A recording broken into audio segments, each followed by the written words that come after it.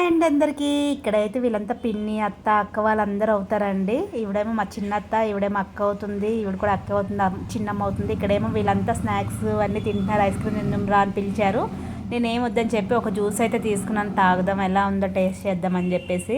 ఇక్కడ ఇంకా మా అత్తేమో గప్చుప్ అన్నీ పెట్టారు కోడల, తిందాం రా అంటే నేనేమో ఇంకా నాకు అవేం వద్దత్త అని చెప్పేసి అక్కడ కూల్ డ్రింక్ అయితే అది జ్యూస్ అయితే తాగుతున్నాను.